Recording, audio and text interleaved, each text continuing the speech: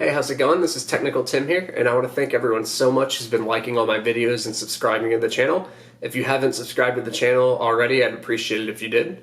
And I haven't sent any detailed previews yet for this UFC 238 Chicago card. This is actually in my hometown. I haven't decided if I'm going to go or not, but I'll probably go to the weigh-ins for sure or something and kind of hang out a little bit. But I haven't sent out any detailed previews. I'm still kind of eyeing some of the lines, and some of the line movements super interesting.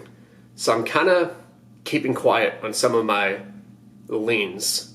But the one play I've done already is Ivanov over Tuivasa at like plus 150. And I think the line's still pretty close to that. I think it's around like plus 135 now, and I still think that holds value. I think Ivanov should be favored. He could lose, but I think he should be favored. So that's the only play I have currently locked in. But I have my eyes on other fights. And this is the podcast with Gugabe and I, and we go over each fight from a general sense. I think he's like more enthusiastic about some other plays, so you can listen to that. And I'm still kind of eyeing some plays, so I just wanted to point that out for you. And I'll be sending out some detailed previews this week, so keep an eye out on them. And if you have any suggestions for any fights that you really want, because I probably can't do a detailed preview for every fight this week, but I'll still send out my final thoughts video where I kind of send out my final kind of leans on every fight, like I kind of do every week. So enjoy the podcast, and yes, if you have any question, just comment below or message me on Twitter. Thanks, guys. Bye. Good morning, citizens. Another episode of Podcast with Gugabe, the best named MMA podcast that I'm doing right now. We're going to have a quick recap of UFC Stockholm. Yep. And then on to our picks and predictions for UFC 238. Joining me is Technical Tim, whose YouTube channel this is hosted on, so I assume you know who he is. And how are we, Tim? I'm good, man. I'm looking forward to this Chicago card. I think it's pretty fun. So fair enough. Yeah, sure. Oh, I've got it's on your end. You going? I haven't decided yet. It's in my hometown. Sometimes I kind of like watching them at home, like on TV, a little more. Yeah, fair. But I'll definitely go around to like maybe the weigh-ins or something, or like just kind of walk around the United Center or something. I'll figure it out. I haven't decided. Yeah, makes sense. Yeah. All right, let's get into it. Bellato versus Alvarez. I don't know. I felt like Bellato was an okay pick because his wrestling was working for the first round and a half, and then he has that happen to him. I'm not sure how I can describe that, but that was closer to the Randy Brown versus Nico Price end of the spectrum than most finishes from the bottom. Yeah, I mean, I think it could happen again because of how low level they are. Like, we're like the Nico Price KO from the bottom, I don't think is repeatable ever. I just like if they fought again, I don't think that happens again. But I don't think you could predict that Alvarez would win that way, if that makes sense. I think it's possible to happen again because they're so low level. But if you picked Alvarez, you didn't pick him to win via reversing by rolling over, grabbing a wrist lock, and pounding him out. So. And also, just personal opinion, if it's an even money fight and you're predicting somebody to win by what's essentially guard sub, that's not the right idea. It's like Alvarez is an elite guard player or anything.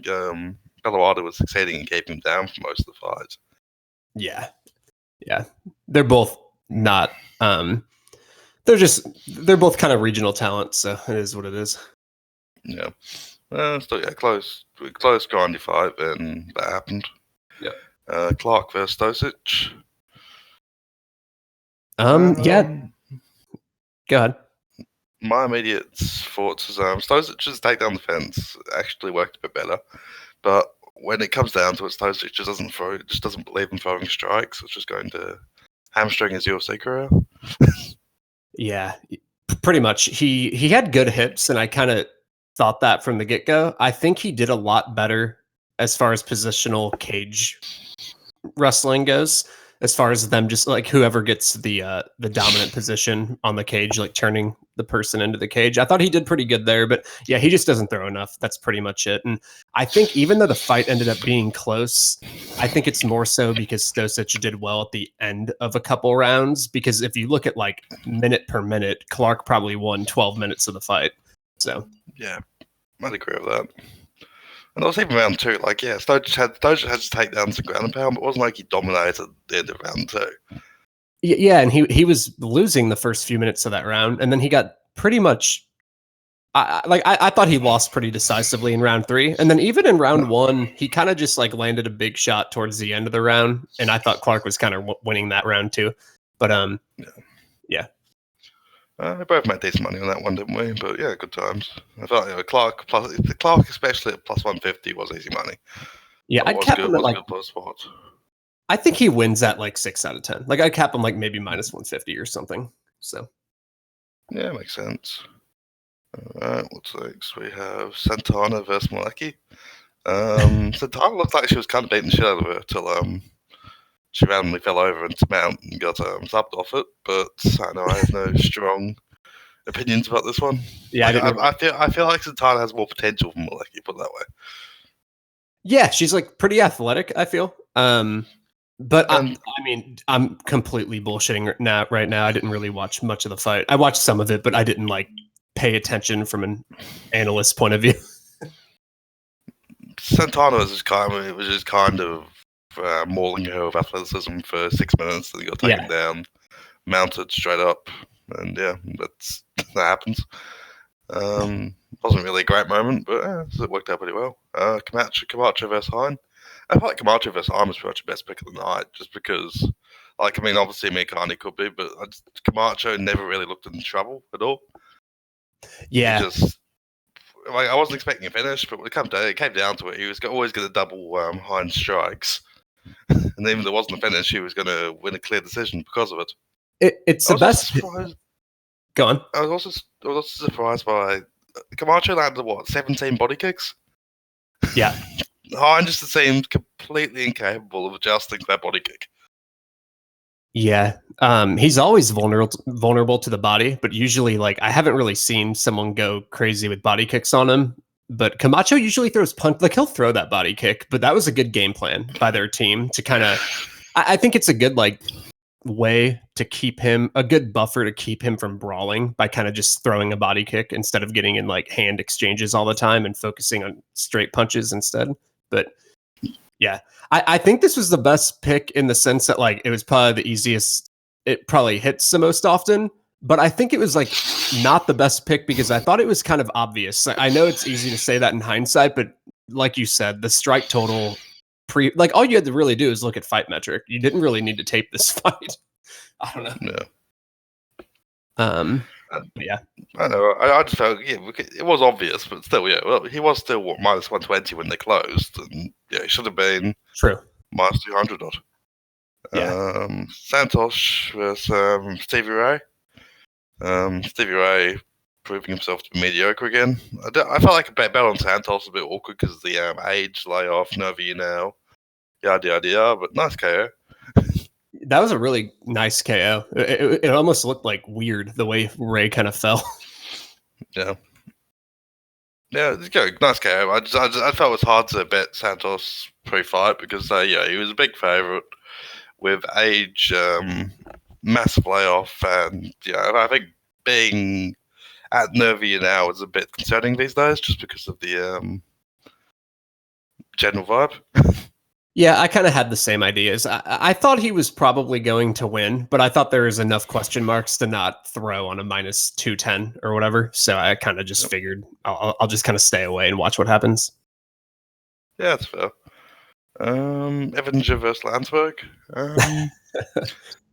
I feel like a lot of it came down to Evan just being better in moments and then just sort of snowballing success on them. It wasn't like, from Landsberg being better in moments, just snowballing success on them. Yeah. I didn't have much on Evanger, but I just kind of... Evander still was getting the clinch and like getting a takedown kind of work, grinding for a bit. Like 3 minutes into the fight, it looked like Evander was on her way to win by grindy, ugly decision, but she couldn't get a takedown. Yeah, she it was stupid because Landsberg, I feel like she can fight up against the fence in that clinch. Like you can still take her down, which Evander did get that trip takedown.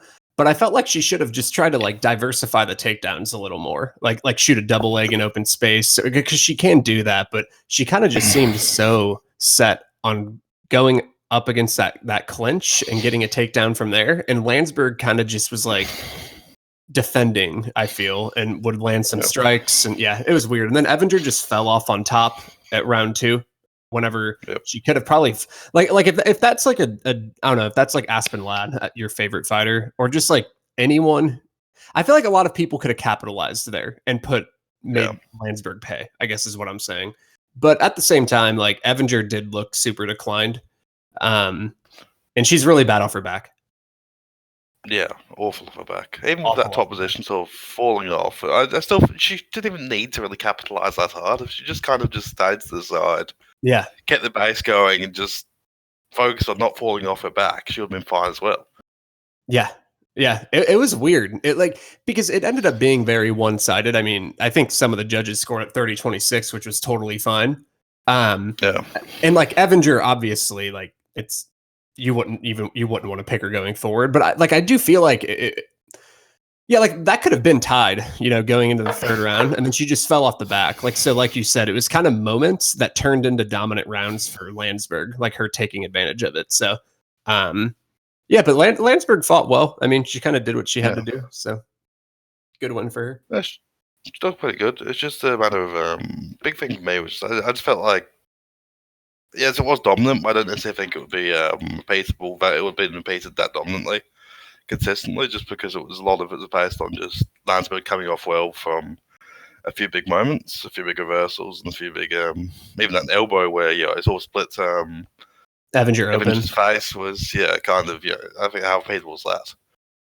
Yeah, I don't know. I have no strong conviction. Ackerman versus Sergey Kondosko. Ackerman, hairiest man I can think of. Close fight. I felt like betting wise, it was just kind of a shitfest, so it's hard to really have any conviction about.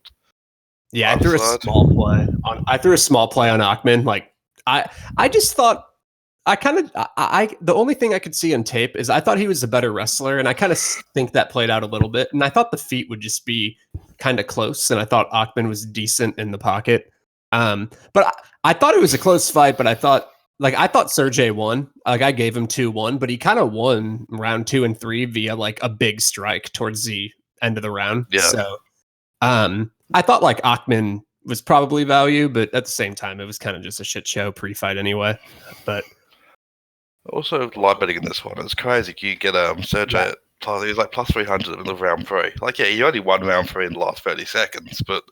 You're plus 300 going into a round, and it's 1-1. It's low level fight. It's kind of crazy. I couldn't believe that. I think a few people had mentioned his live line at that point, and I didn't. I would have probably hit that just to like, like arb out a little bit. Yeah. But yeah, because I mean, I thought it was 1-1, and it wasn't like I thought Ackerman was should have probably been favored going into round 3 because he got some wrestling going a little bit at the end of round 2. But yeah, plus 300 or whatever was crazy.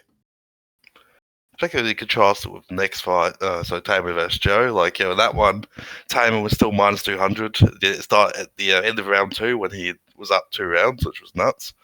Yeah, I hit that line. It was like, do you really think so? You're pretty much betting on Joe at plus 160 for him to get a finish in round 3 in a fight that he's losing. And Tamer wasn't gassed because to gas Tamer, you need him to actually do something. Like you need to make it actually work. And Joe is kind of just not doing anything and standing at distance and not throwing all that much output. So yeah, I hit Tamer live. I also had an untracked play of the over and that hit too. So it was like 1.5 too. Yeah. Yeah, I think we had about the same on that front because it just made sense to the over because neither was going to really grapple that hard. And Tatum was not particularly chinny, and Joe was Korean, so he can absorb an endless beating, as we all know that's how that works.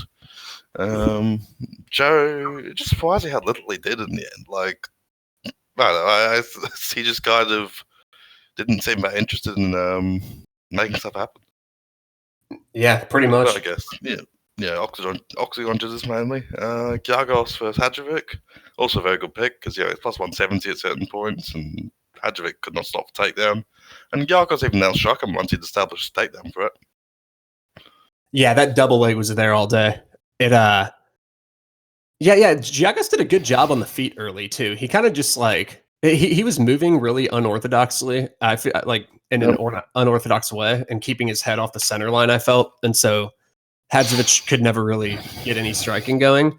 But I'm kind of mad that I didn't play Gyagos because I even thought he could probably. I thought that was probably the play if you had to pick. But I just get hesitant on picking when a fighter gasses. Like that's kind of what you have to do, and because he did slow down again.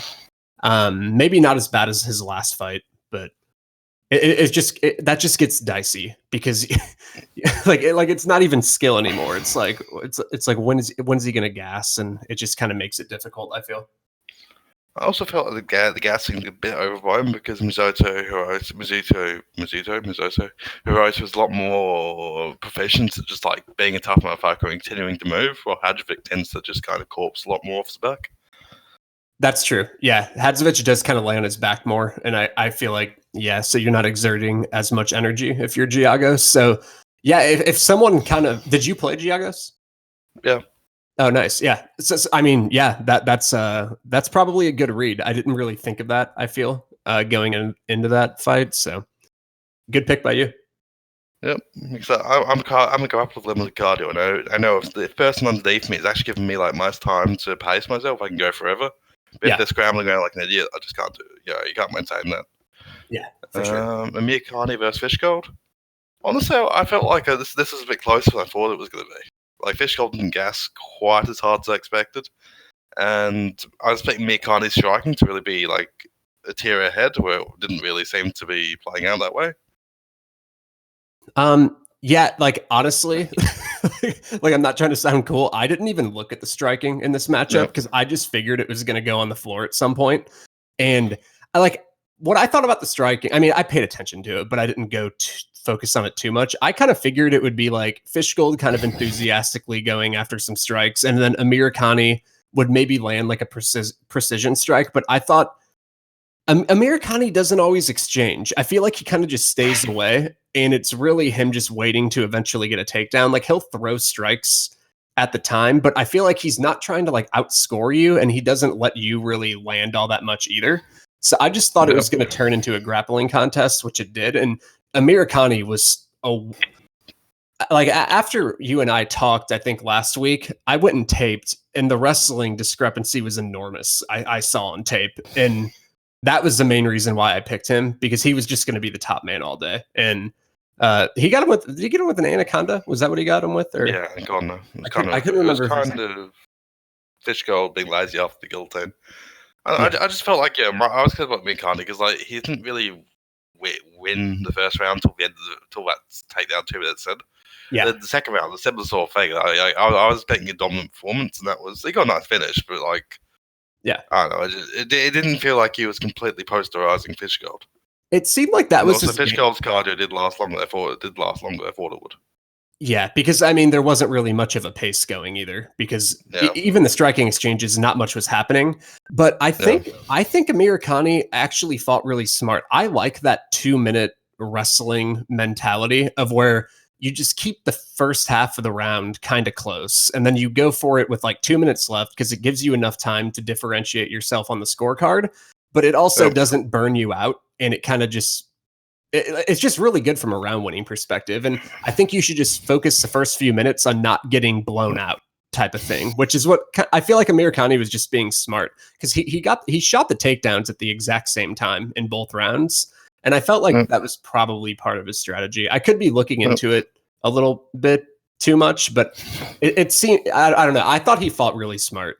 Even he didn't just like go after Fishgold. And I feel like that could have maybe opened him up to getting hit with something. So it's all good. That's fine.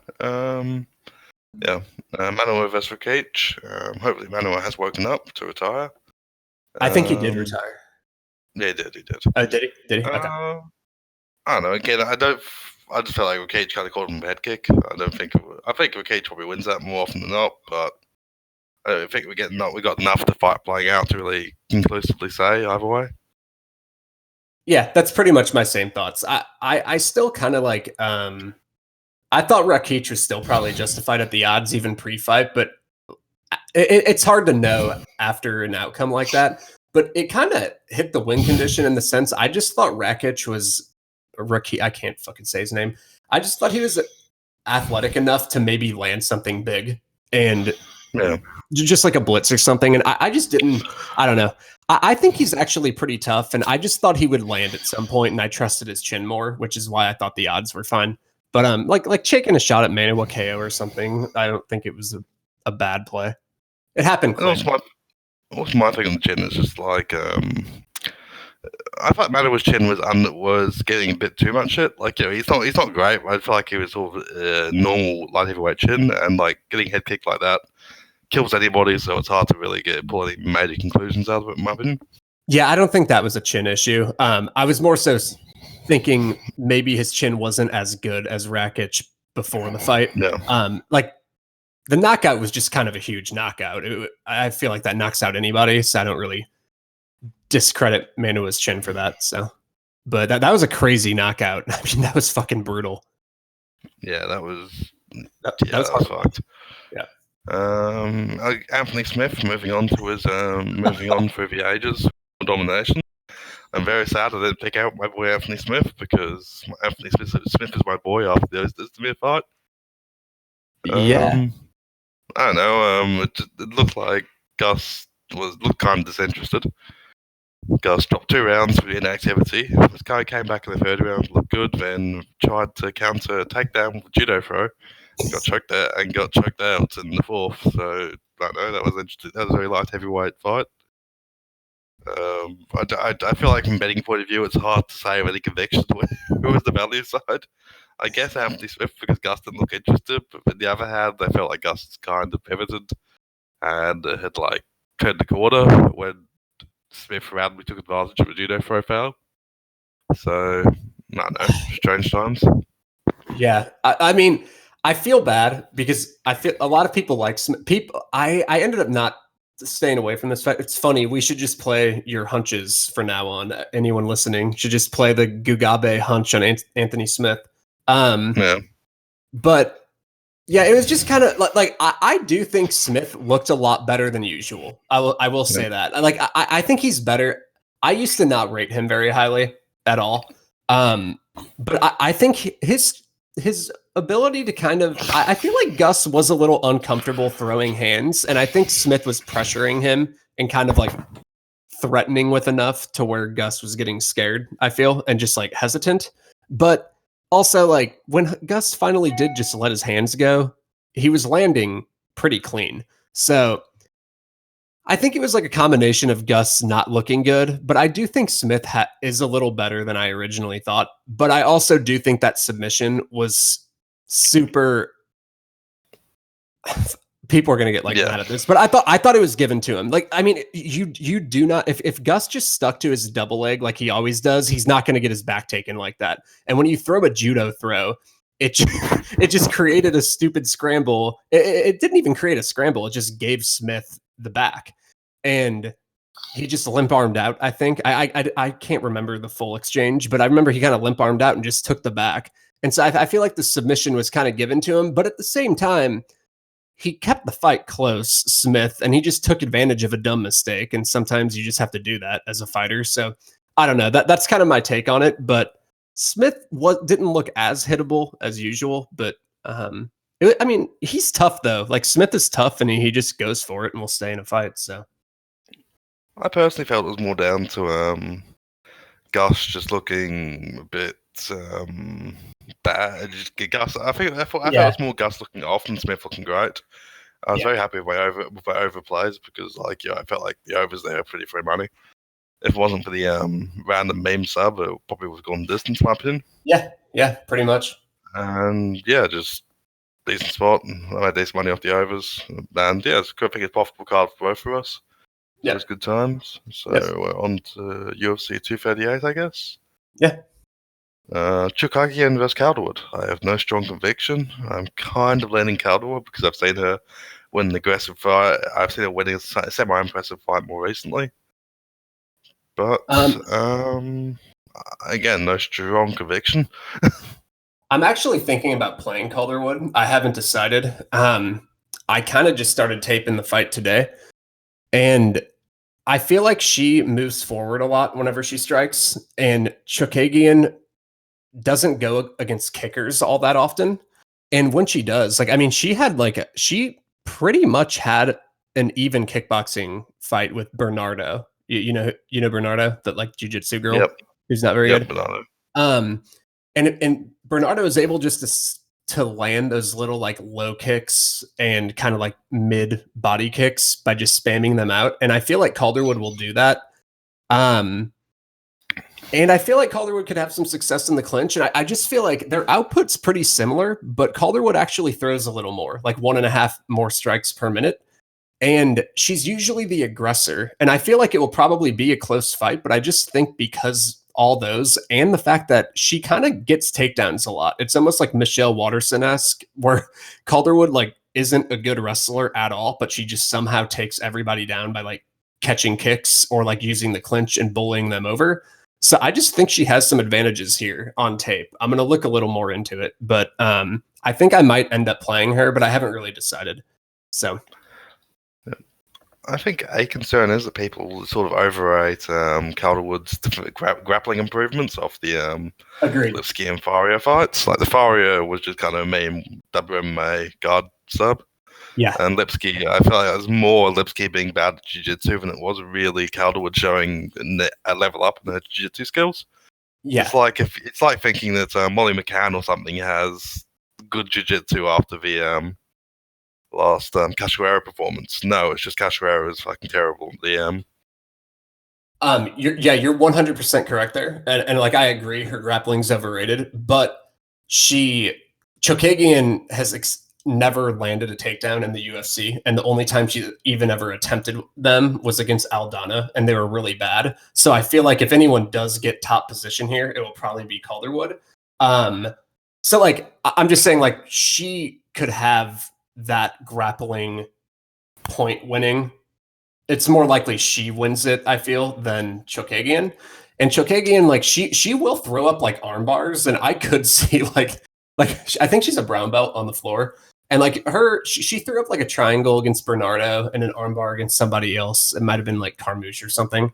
And so I don't think the guard step will happen, but I just feel like the only path for Chokagian is a close decision where she's getting backed up the entire time. So it's like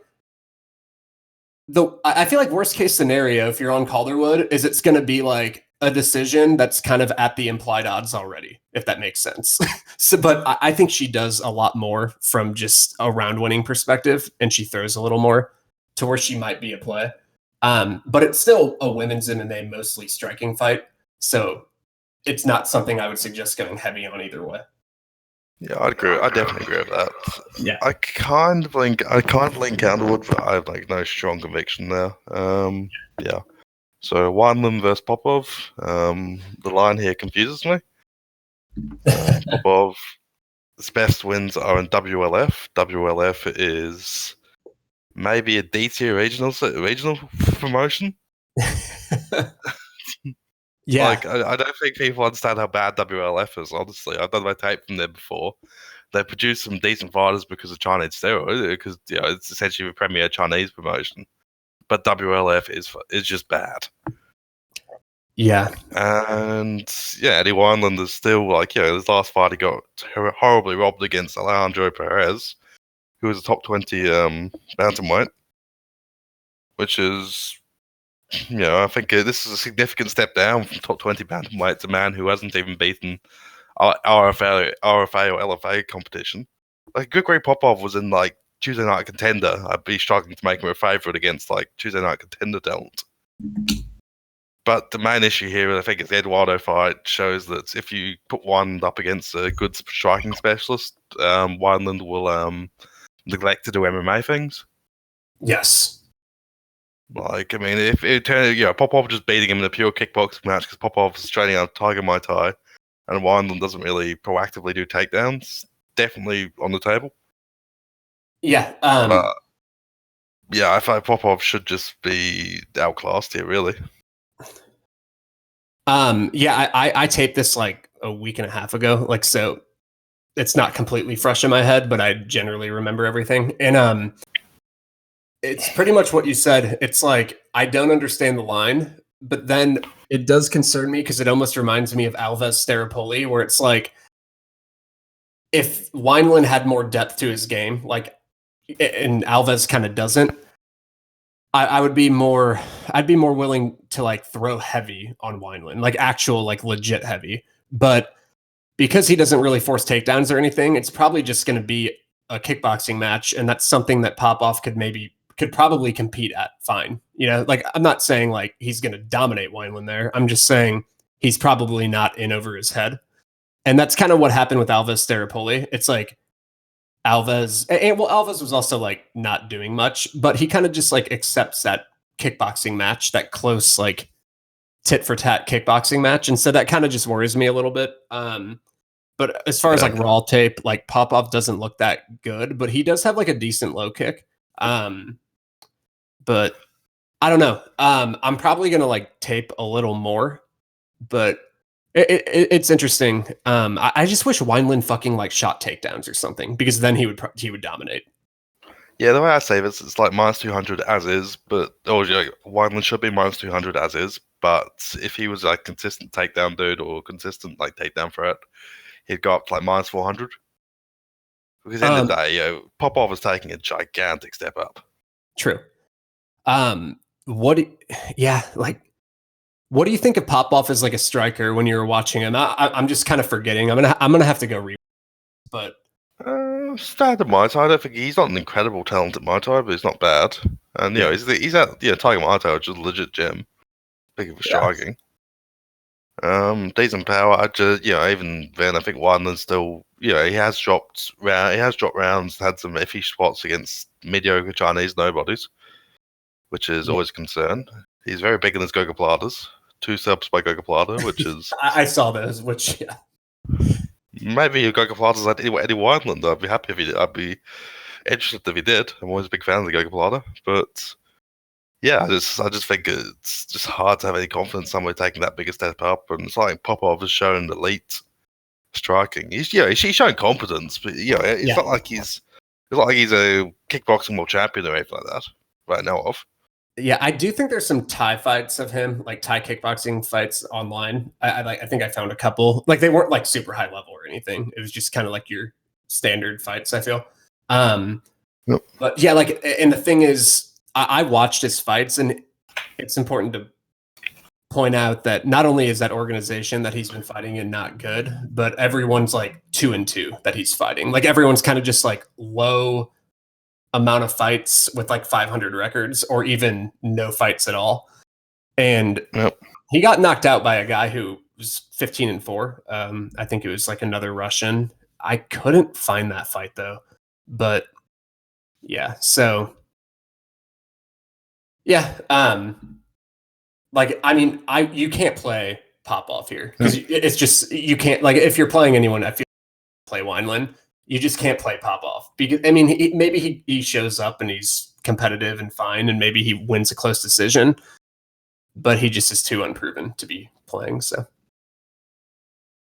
yeah, great. Lewis versus Stewart.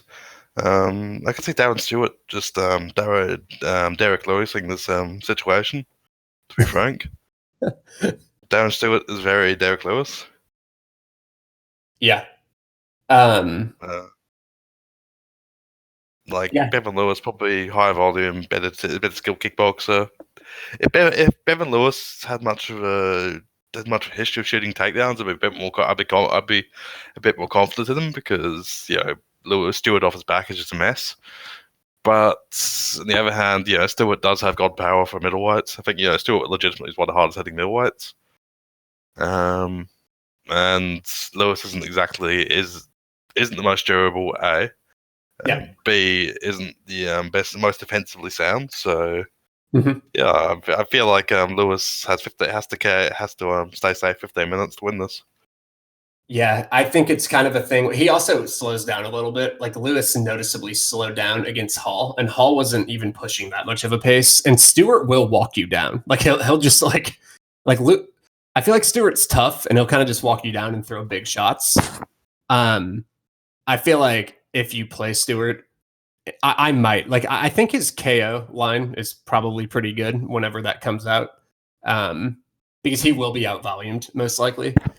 But I also think like him in round 2 or 3 might be good too, because I think Lewis will probably just kind of like use distance early, but then maybe slow down as the fight goes, and Stewart will really start walking him down. And I could maybe see like just like a pivot kind of later in the fight. Yeah, definitely agreed. I think it'll just be a matter of Stewart Derek Lewis his way to success, which I think that still is definitely value at the current money line price, but even more value if played by KO or inside the distance. I'm waiting for the KO line to before I think about playing money line. I just want to wait for that KO line. Yep. Jan and Hill. This line's off. It's going to be a close split decision, and I threw on Hill at plus 175 or plus 180, and I'm just gonna arb it when the line closes. I'm not even gonna like. I don't feel like waiting out this split decision that's gonna happen. I think I'm just gonna arb and just guarantee a profit. I think that's what I decided to do. So, yeah. Oh, it's pushed back in again. That's nice. But I noticed that. But to be frank, I think Hill should. I'd cap Hill like 6, maybe minus 130. Because I feel like if necessary, Hill has a better clinch/takedown game if it really comes up. And it's one of these like stupid bias. It's one of these stupid wiki cat picks because people go, "Oh, Jan hasn't lost in the UFC against absolute shit tier competition. Yeah, she must dominate Hill, who Hill hasn't really lost to anybody as bad as Jan or bad as the people Jan's been losing to." Yeah. Jan also in the 3rd round, I don't like her as much. She kind of was slowing down a little bit in her last fight against Suri Kondo or whatever her name is. And her whole game's pretty much punches when you kind of come in. And Hill, I feel like, is a little I don't think her hands are as good as Jan's, but she has a lot of kicks and the output's similar. And I just feel like it's going to be probably a really close fight. I think Hill's more capable of shooting and getting a takedown or other stuff if it sort of comes up naturally, which I think is also helps. Yeah, I didn't really look into that as much, but yeah, like I could see that. Jan doesn't really ever shoot for takedowns, so I'm sure if anyone's shooting for them, it will probably be Hill.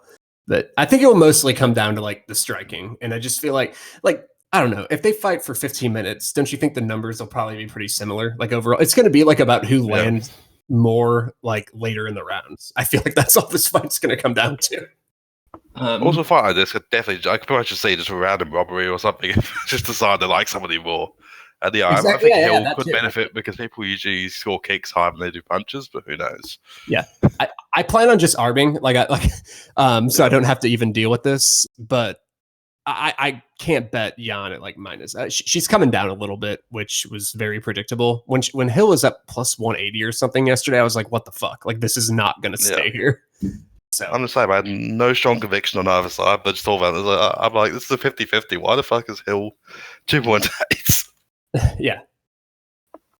I think it's just one of these, Hill has more loss record sort of deals. Because people tend to just seem to be very focused on just pure win-loss and for fuck's sake. When you see someone lose, you can imagine their path to losing more just because you've actually seen it before. So in your head, you can kind of just see how it can happen. But that doesn't mean because some other person hasn't lost, it doesn't mean they can't lose too.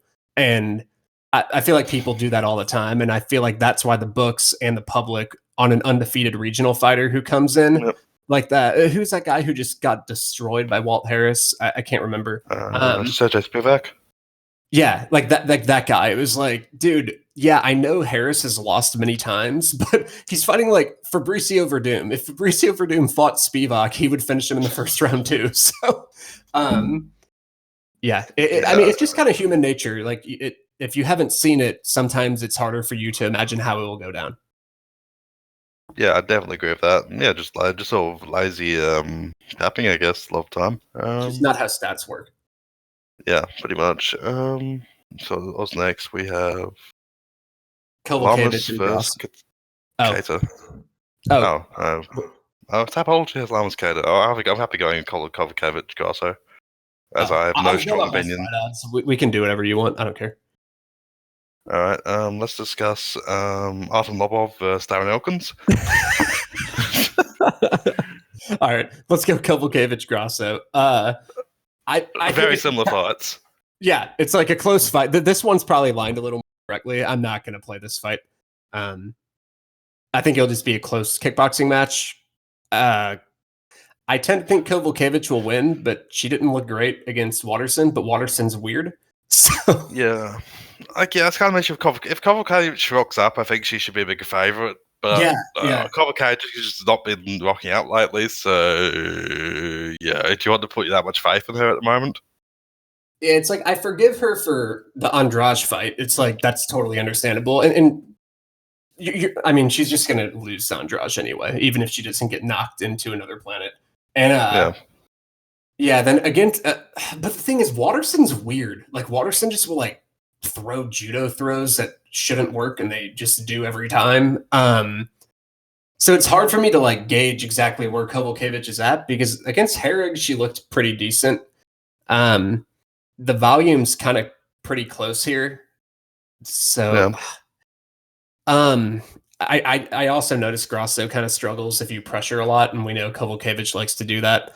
But at the same time, I think I'd favor Kovalkiewicz, but I feel like she just that Watterson fight was kind of concerning. I think that's all I'm saying. But it is hard with Watterson to sometimes gauge where you're at.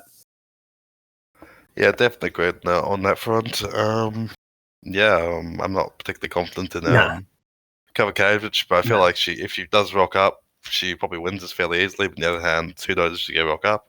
Yeah. No strong convictions. Sterling versus Munoz. It's one I actually have a strong opinion on for once. I feel like Munoz just leg kicks him a lot and comes forward on him, and Sterling, he's good outfighter if you're willing to give him his range, but if you actually walk in on him, his kickboxing doesn't quite function the same way. Because I think it's kind of the issue. He's been taught outfighting by Sarah Longo, and Sarah Longo is not really an outfighting gym. Like I think those guys really have much expertise in the field. Yeah. So yeah, I feel like Munoz just adds up leg kicks. Sterling starts to slow, starts to have cardio issues as he's shown historically, and Munoz either eventually finishes him or just ends the fight in very dominant positions. Yeah. Munoz picking up that calf kick, which is very, very. He probably is almost one of the best calf kickers in the sport. Has really just opened up his whole game. The main concern is if Sterling can actually hold him down and bleed off time that way. Yeah, I don't think he can. I kind of was really paying attention to that. I take this really hard because I feel like figuring out whether that grappling will work is kind of the key to the fight. And I tend to think he can't. Like, I think Munoz actually has really good defensive wrestling, and he uses that guillotine as not only like a mechanism to threaten, but also to get his hips back. And I remember like I've always liked Munoz. Apparently, like I mean, I don't bet fighter. Like I always just bet fighters depending on once I tape. You know, I don't give a fuck about like riding a fighter, obviously. But I remember against Caraway, I max bet him and hit him by KO, and I was really confident in his wrestling, and that Caraway couldn't get that going against Munoz. I also hit him by KO, and I played him against Garbrandt, and like his wrestling, like I don't know, I've always really his hips back, and I don't think Sterling's takedowns are all that good, and especially if you start pressuring someone, they'll tend to go to shit. Like that's whenever you can really shoot bad shots. And Sterling did that in times against Brett Johns. Like he shot a couple bad shots, and I think against I can't remember all the fights, but I've seen him kind of wilt bad shots under pressure. I am one thing I need to look at. I'm not really done kind of filming this because like the last thing I want to see is has Sterling's like I don't think the grappling will get going. That's what I'm going to say here. But as far as like the outfighting game, like I guess a question I have because I'm going to go look into it is does he when he kind of throws those kicks like when have you seen him under pressure where it kind of failed? I guess that's what I'm asking. I just haven't really seen him being able to pivot off and actually maintain like an outfighting, outstriking distance. I just seen him mostly. He can outfight well off a sort of static fight. But I just can't see. He just never has really pivoted off or maintained range. Yeah. In my opinion, and that's my chief concern about people who think who seem to believe he can just outfight as if he can. Yeah. Anyway. I think Munhoz just attrits him, and Munhoz is probably one of the best attrition games in the sport. Sterling is probably not knocking out Pedro Munhoz. No. To be frank, and I like Sterling. I made a bunch of money off him last year, but I just felt this is a very awkward matchup for him. Yeah, it's like he hasn't fought anyone like that, so like anyone who pressures this much. So I'm gonna keep looking into it, but I know you're super confident. But yeah. He's not my biggest player, but I think Munhoz should be fine here. I think definitely also probably worth adding to Munhoz after round 1. Yeah, I think after a round, this fight's gonna like you'll kind of know what's going on. I think I also think like anyone who's listening, I think the odds because Sterling has such a good striking ratio, but it's really because he's gone against different people. Like this is a different matchup. I think the line's gonna go towards him heavy late. So I think we could get. I think Munoz might end up being like plus 150. I think that's really possible. And Sterling's odds historically go towards him late. They just do. So it's because that striking ratio, like the heavy bettors come in late. But I think that's not as applicable here. So I think I'm going to wait it out and kind of watch the line and try to get Munoz at a really good line. That's kind of my plan. Yeah, makes sense. We got Ivanov versus Tuivasa. I'm also quite passionate about this. Tuivasa was bad at pretty much everything, especially grappling. He's got 2 wins against absolute bottom tier heavyweights. He's got that Arlovsky fight where it was a very close decision, and neither did a hell of a lot. And then he got Dos Santos fight where he pressured, but he gassed in about 6 minutes because he was definitely starting slow when he got knocked the fuck out. Yeah. Ivanov has an insane top level chin, has pretty good cardio and work rate for heavyweights. Like even against Junior Dos Santos, Ivanov was kind of going full Andrade Jedrzejczyk against Junior Dos Santos, so he didn't go away for 25 minutes, which I think for heavyweights is pretty impressive. He wasn't really a chance to win that fight, but he wouldn't go away. And if Tuivasa ever somehow falls over, Ivanov should tap him instantly. Yeah. This is the only play I actually have right now. Like I playing more. I'm just kind of like watching lines and shit right now and kind of just finishing up taping. But I got him at plus 150 and that line was absolutely ridiculous. A thing just like I agree with like pretty much most of what you said, but to add on Ivanov, if he offensively wrestled more, I think like he would get a sub really easily.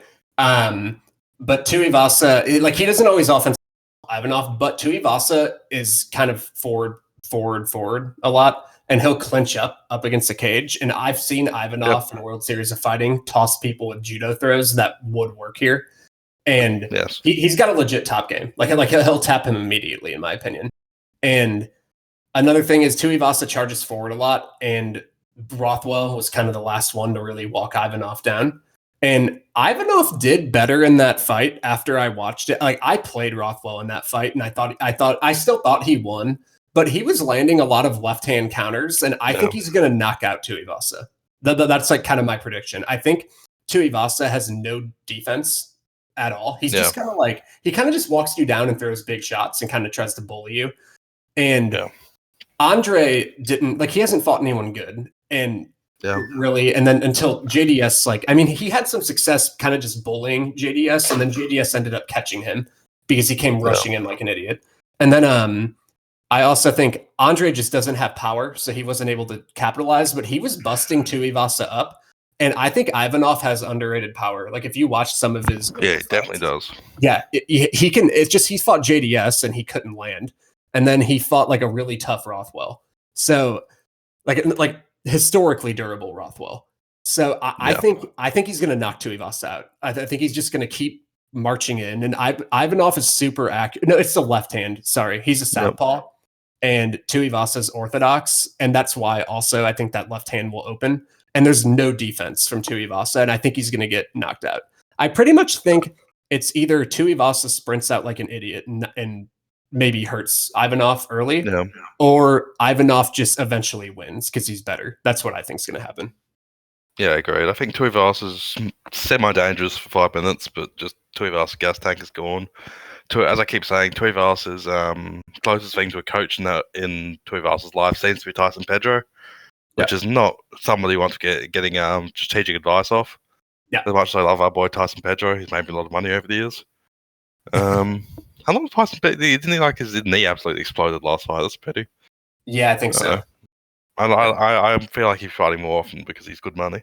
I think club and sub is really possible here too. Like that left hand, true. and then he jumps on him. Like he's really hittable. And I think Ivanov's going to land clean.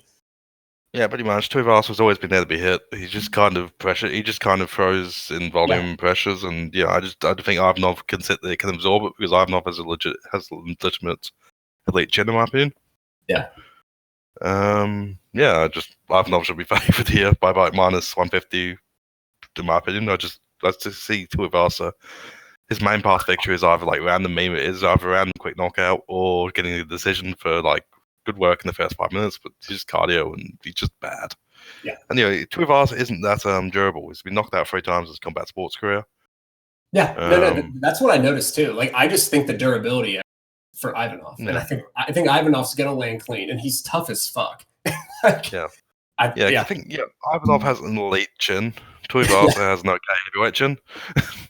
I don't even know if it's okay. Like it might be bad. I just like he really hasn't. I mean, he kind of just. I watched his combat sports. He got knocked out in kickboxing, knocked out in weird fight against a weird mixed rules MMA fight, which I don't understand what the thing was, but in both of those, it was more sort of tiredness and accumulation. He's never been like completely He's never been completely gone limp, but he's still losing. He's still getting knocked out, which is not a great sign. Yeah. I just think he's going to get landed on clean, so it could happen. But Jan and Rivera. I like the RTD here a lot. I think Jan takes his face off. I have no real strong convictions apart from that. Particularly if Rivera rocks up like he did against Sterling. That was awful. Yeah. I think Jan should just put pressure on Rivera. Jan has a massive durability edge. Rivera is kind of chinny. Jan is incredibly durable, and I think Jan just buzzsaws him. I still see Jan's being a better version of Rivera. I just don't see, if Rivera's most likely, only way I can see him winning this is like KO pretty much, and that doesn't seem very likely. KO round 1. I think that's his best chance. He slows down. I think a lot of people don't realize that because he's had a lot of low output fights recently. Like the Aljamain fight was kind of weird. Like there wasn't. Like Aljamain didn't put a pace on him. He kind of just put a strategy on him. And then his other fight against Dotson, like Dotson didn't even fight. He just kind of stood there. And then if anyone remembers, like just going back, his Almeida fight was one where it kind of was a little higher pace, and it's not even near the pace that Jan will put on you. And he really slowed down in that fight. And there were a lot of just like knockdowns in that fight. Like Rivera's got a little pop early, and Jan can be hit. Like he can sometimes get a little over aggressive. So I think it's just going to be Rivera either gets the early knockout or he gets obliterated. So like you said, So Keita Lamas because Keita Lamas. I think this Lamas has the opportunism here. Leg kick should Cater doesn't seem to deal well with leg kicks. Lamas is very good from top position, but can Cater maintain a good disciplined outfighting game for 15 minutes. I like the inside distance here as well because I think Lamas is getting a bit chitty in his old age, and Lamas has always been a just a great finisher, great opportunistic finisher. There were strong opinions. I was thinking of playing Lamas, but I'm kind of edging away from that. Yeah.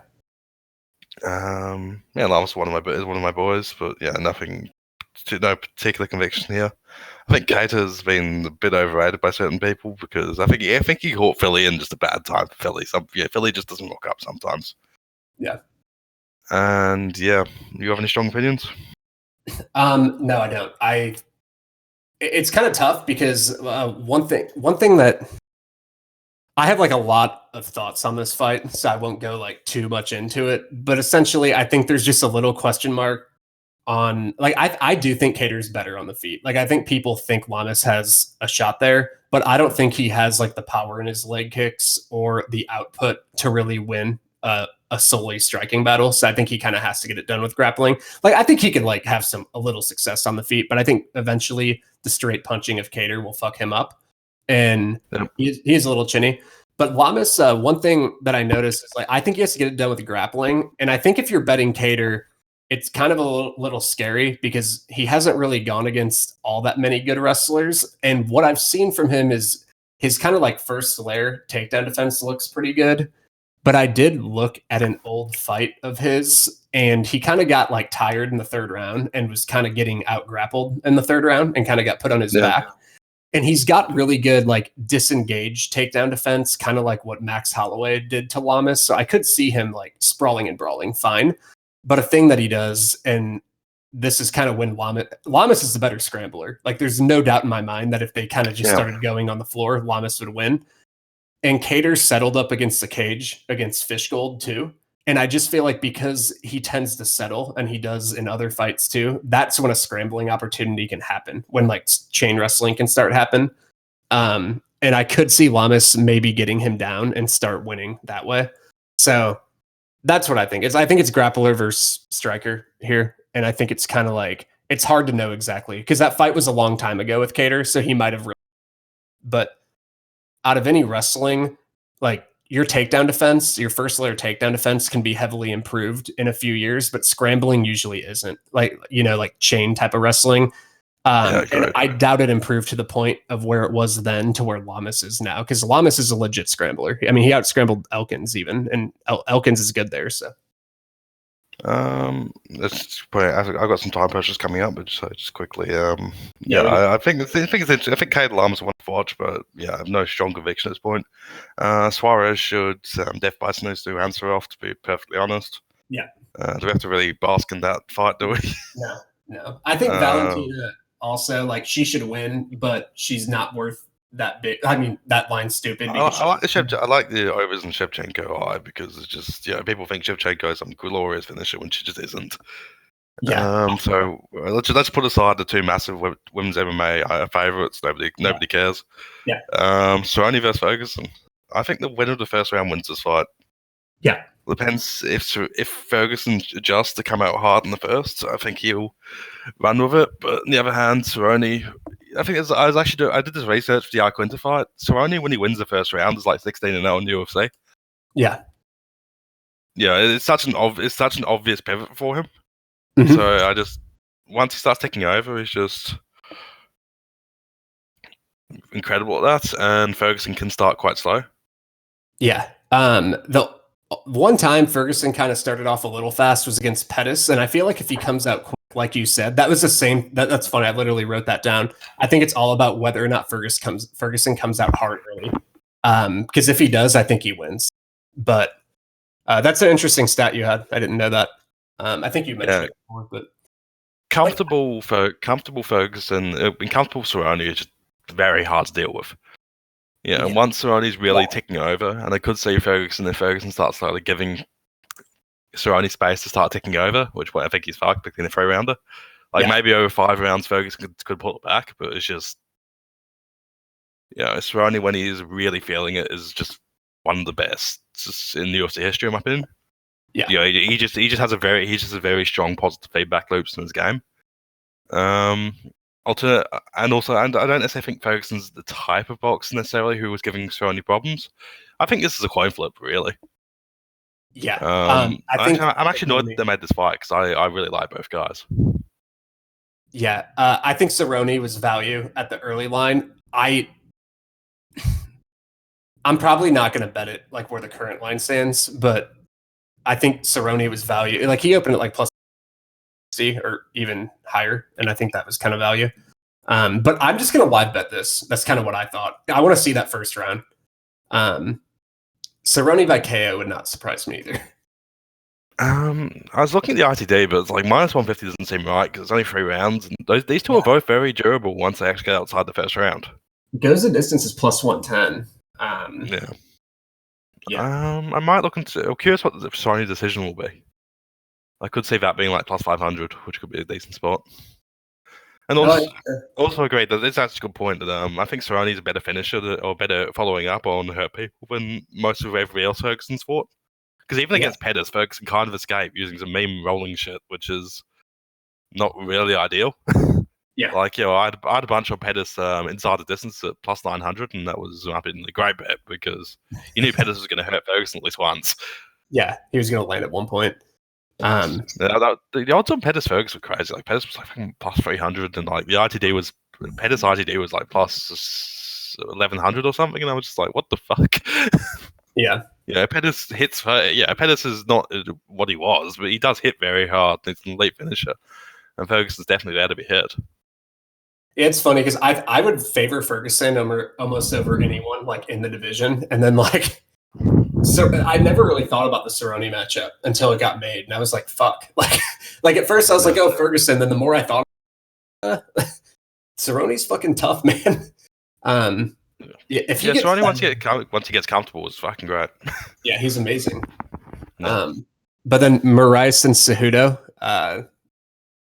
Cejudo doesn't defend kicks very well. I don't think so. And he doesn't really have. He's a great wrestler, but he's not very good at holding people down. So I can't see him bleeding off enough clock to not get kicked in the face, head, and body. In face, legs, and body. Yeah. I think, and Moraes, I think, he's got pretty good grappling and training with Frankie Edgar and all that sort of stuff. He's probably got a level of understanding of that he hasn't necessarily shown. Cejudo might win for cardio. That's probably the best chance I see Cejudo winning. Yeah. Aside from maybe another fluke first round knockout. To be perfectly frank, I just think Moraes just kicks him at will and eventually stops him. Yeah. Moraes is incredibly good.